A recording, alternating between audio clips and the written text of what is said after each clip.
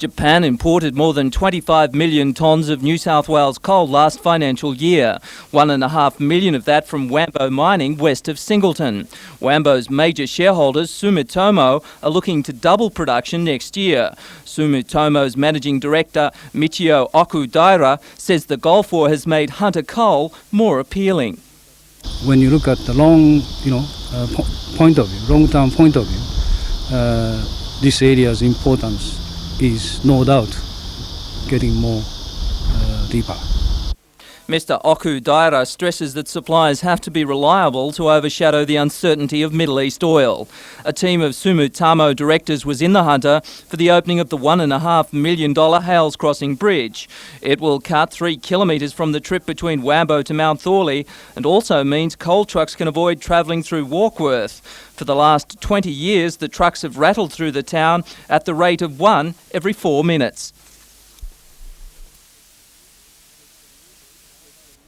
With the new route, Wambo will run giant B-double haulers which can carry 40% more coal and hope to run the trucks 24 hours a day. The new efficiencies should save the company $1 million in the first year. Peter Ryan, NBN News.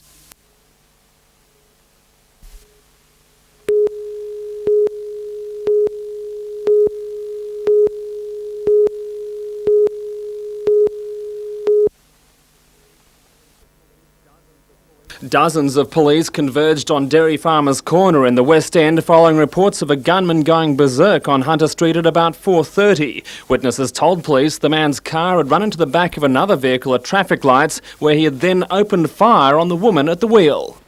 A lady had pulled up next to me and a guy came across the intersection with a rifle and started firing into her car. She was upset. I tried to tell her to drive off and he fired shots after her. She went down the street and he took off and I just kept out the road. The desperate woman turned into a side street with the gunman on foot, still shooting behind her. Her four-wheel drive was peppered with bullets from a .375 Magnum lever-action rifle. Several of the shots had passed through the vehicle, striking the side of a car parts supermarket on the corner. One bullet passed through a door into a back room, smashing a mirror. Other fragments were scattered around the scene. Within minutes of the shooting, police spotted the gunman's car at a service station in Mayfield, where it's believed he was calmly refuelling. I was just looking out my office and I saw the police rush in and push a fella to the ground and guns pointed at him, and we knew something was wrong then. A man in his mid-30s was taken under arrest to Mayfield Police Station, where he remains this evening undergoing further questioning. The woman victim was unhurt but shocked. She was also making a statement at Mayfield Police Station. It's understood she was unknown to the gunman. Late today, the gunman's car was brought to the station. Unconfirmed reports suggest it may have been stolen earlier in the day from an address in the Upper Hunter, where other police inquiries are now underway. Tom Hilston, NBN News.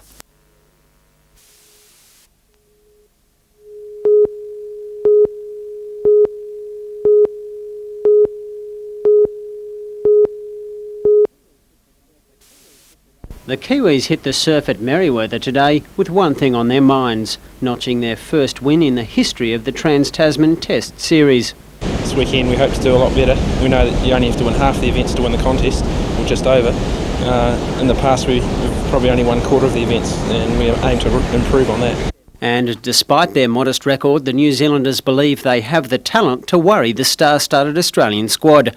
Their strengths lie in the surfboat and swim events, while a rising swell could neutralise the Aussies' traditional advantage in the ski and board races. A lot of us are from different beaches. Back home where I come from, we never get to surf this big. A bit of a swell brings a bit more luck into it, I guess, and that will suit us. And if the waves go the Kiwis' way, they could have the firepower on the beach to take the points. Sprinter Simone Spencer is one of her country's top track athletes and not short of confidence on the sand. I've been doing track in New Zealand for about 5 years now and doing really well, so that's good. How confident are you coming into this meet against the Australians? You just take things as they come and do the damage on the day. The test begins at 10:30 on Saturday morning. Bruce Mackenzie, NBN News.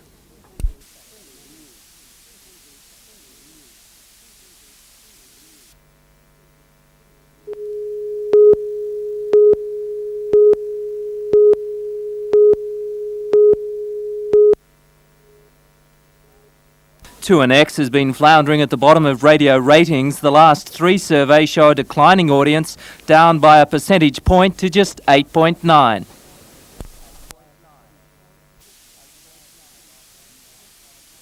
While management would not comment on reasons for the sale, it was stressed the company is debt-free. 2NX is owned by a consortium of business people from Tasmania who also own 3 other commercial radio stations. Tenders close February 15th.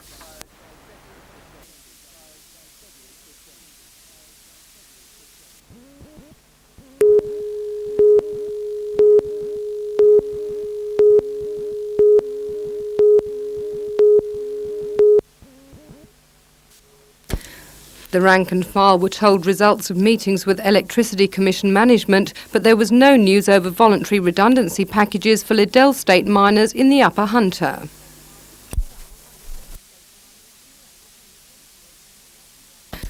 Workers at the other 9 Elcom and Newcom mines have been offered redundancy, but union representatives pointed out the cash settlement was identical to a forced redundancy. Nearly 400 jobs will be lost as work at Awabba and Newvale 1 is scaled down before contracts run out at the end of the year.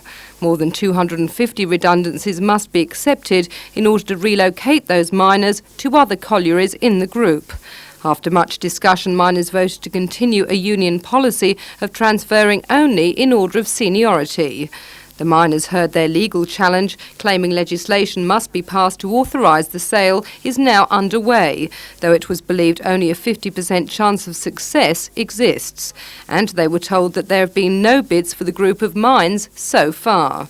The meeting reaffirmed its intention to retain the mines under state government ownership and condemned the appointment of Premier's wife Catherine Greiner to the Elcom board.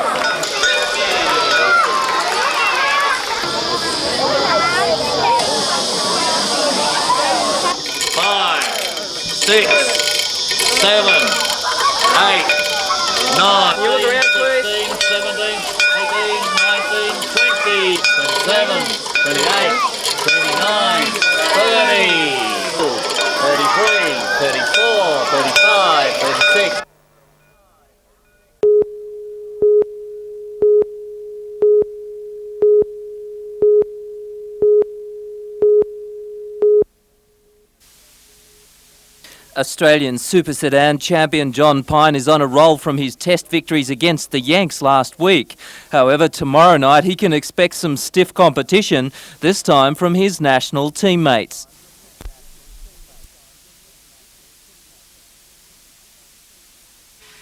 Only 16 of the 26 cars entered will make it through to the qualifying heats for the 30-lap derby. Also on the program, Formula 500s, compact speed cars and stock sedans.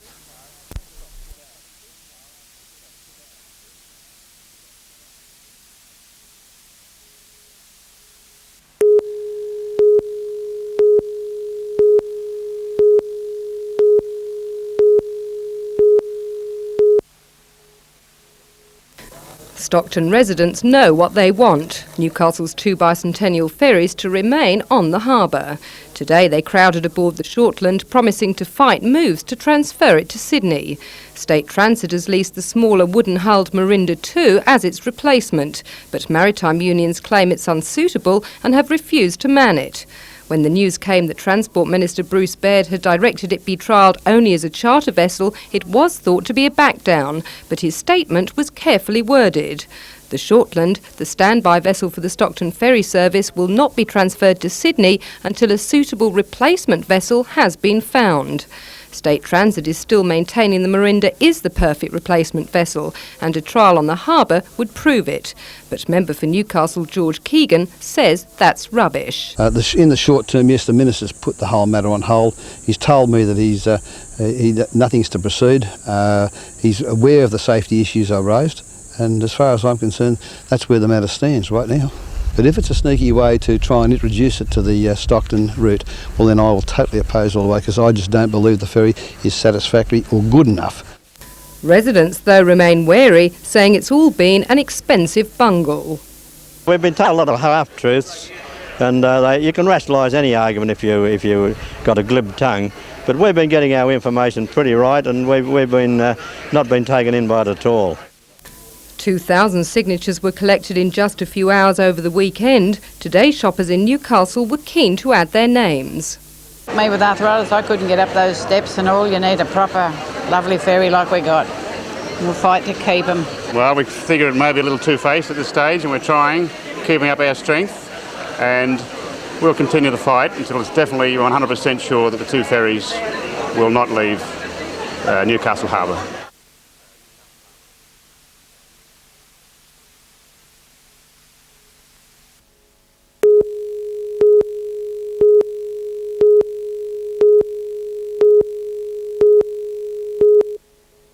At the entrance to Kafji, what was left of the Iraqi armoured column that for nearly 2 days had occupied the Saudi border town. In the closing hours of battle, US helicopter gunships targeted Iraqi positions high in the tower overlooking the town.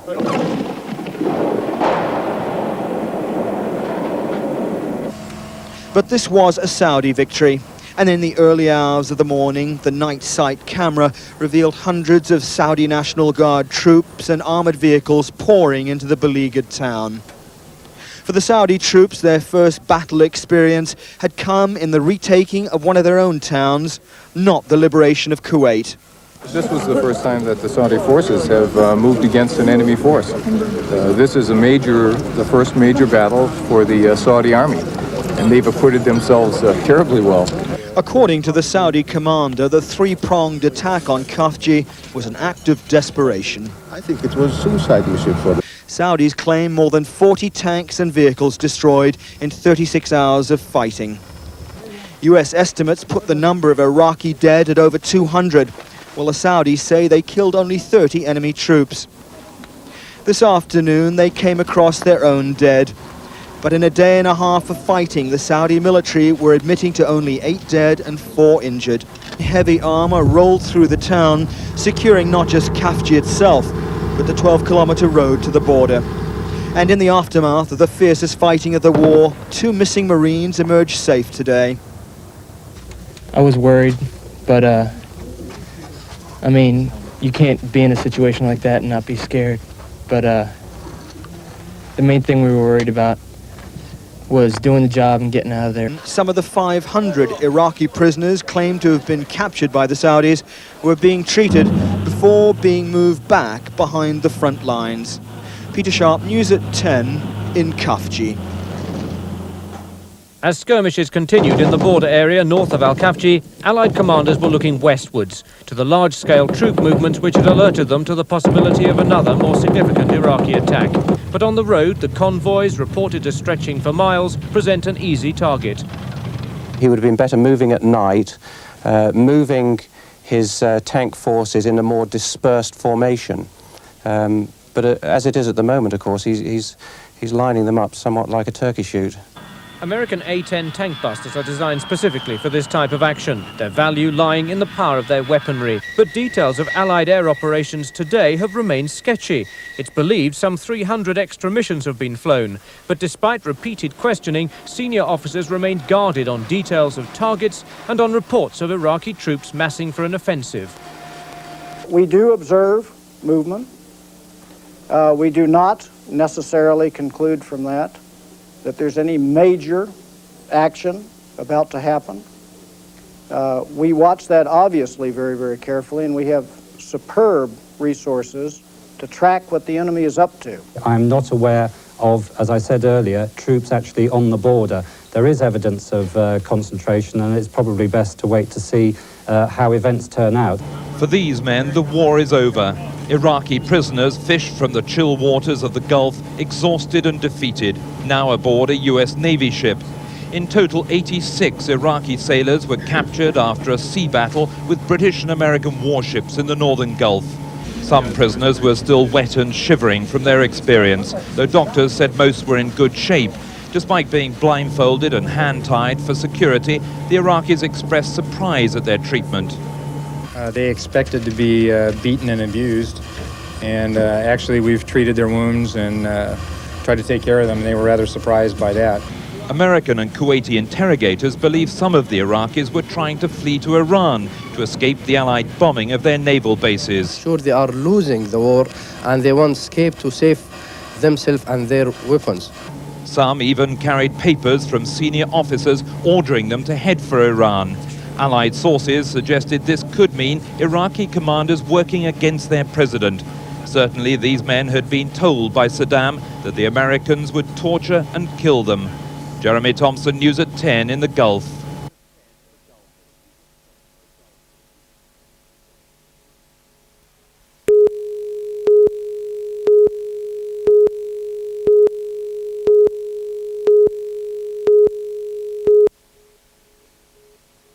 Barruby Point is a popular swimmer and surfers' haven, but as the northern entry point to Stockton Beach, it's also a highway for four-wheel drivers who flock to the beach in hundreds on summer weekends. The population growth in the area, and the tourist, it's just got so vast and so big, something had to be done before some poor person's been injured. Off-road enthusiasts working with Port Stephens Council are building a 60-metre hardwood ramp onto the beach, 800 metres south from the swimming area. The ramp will divert the traffic with a new entry point established behind the beach. It also gives a stable pathway without environmental damage. Organisers say the ramp won't encourage a barrage of extra traffic. A tragic accident on the dunes last weekend when a vehicle flipped, killing the driver, has renewed calls in some sectors for greater restrictions on beach access.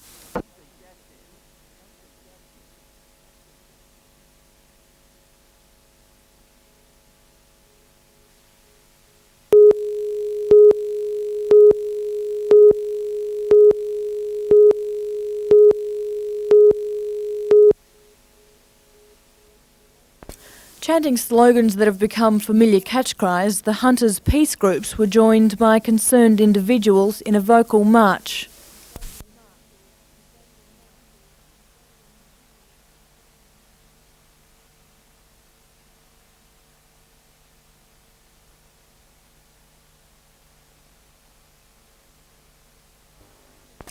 By the time they reached Civic Park, numbers had swelled, with several hundred people turning out to express their support for the anti-war movement. For most, the issue is simple.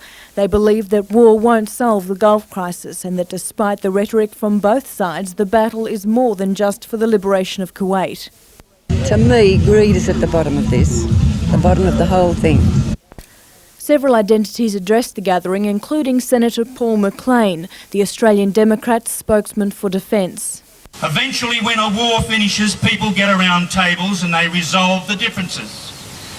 There might be a mountain of human bodies and a sea of blood before them, but they resolve the differences around tables. The differences have not been resolved by the sacrifice of life. Poet Anne Fairbairn, one of the first envoys to travel to Iraq, offered a view from the other side of the battle line. Her experience during many years of living in Arab countries gives an insight into beliefs behind Iraqi actions and attitudes. I feel very strongly that, as Manning Clark said recently, the bitterness is going to compound the bitterness as a result of this intervention. The Arabs may draw a veil, but they don't ever forget.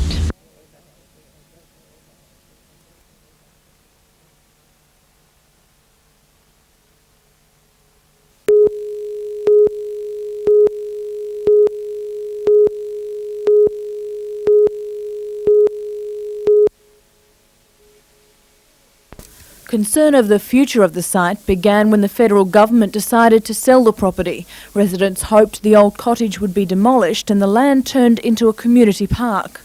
This was always spoken of as it was to be returned to the public. But the federal government, in their wisdom, decided that they would have it titled and sell it.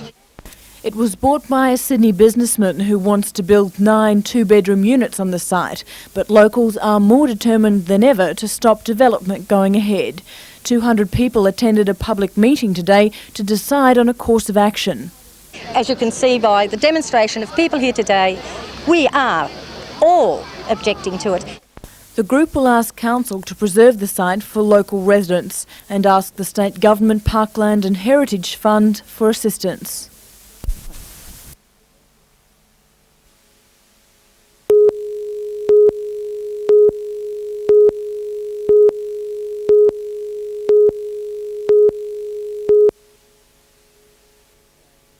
The Trans-Tasman Test opened with home club Merewether strutting their stuff in the March past.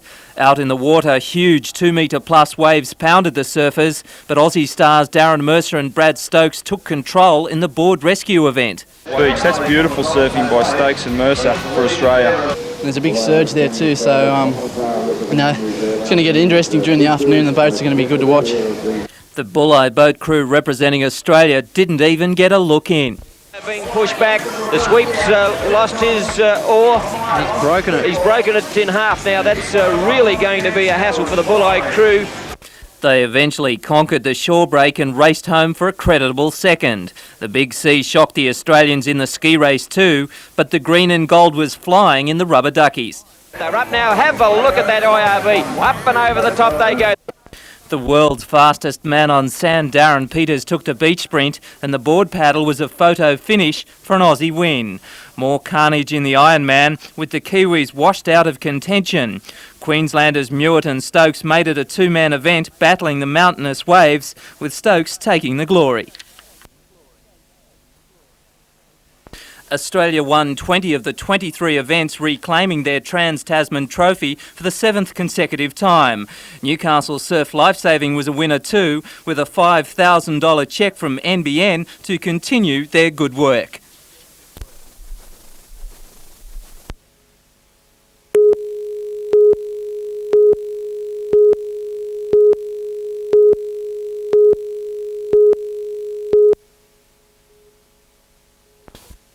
The nights began well, stretching Illawarra out wide. Ashley Gordon strolled over for his first try at the ISC in '91.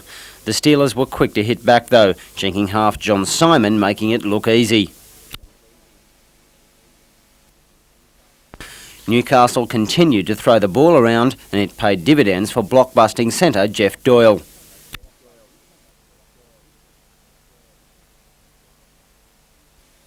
Things went downhill for the home side from there on. New South Wales winger Rod Wishart crossed in the corner, then combined with fullback Martin Ebb for another 6-pointer.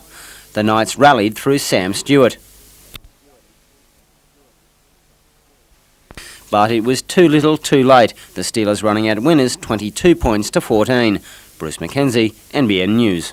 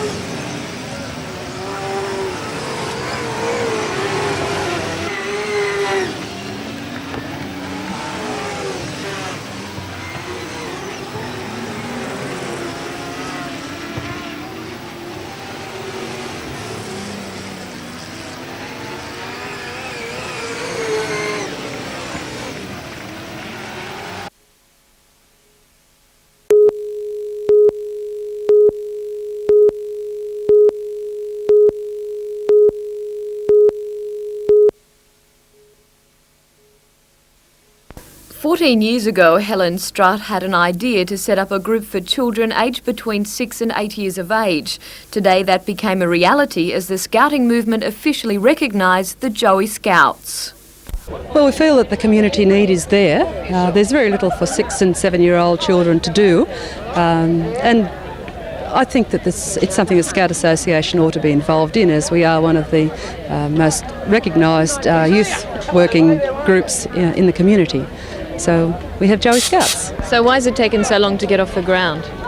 Well, I think we've been a bit careful. I mean, you can't sort of, you don't want to jeopardise the older sections, which is where most of the scouting work is done.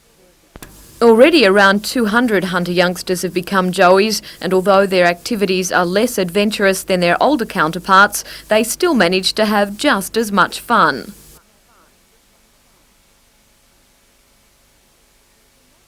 The motto of the group is to help other people, one which they are constantly called upon to remember. With the launch of the Joey Scouts, leaders believe a void has been filled, as the movement now caters for most age groups, from 6 right through to 60 years of age.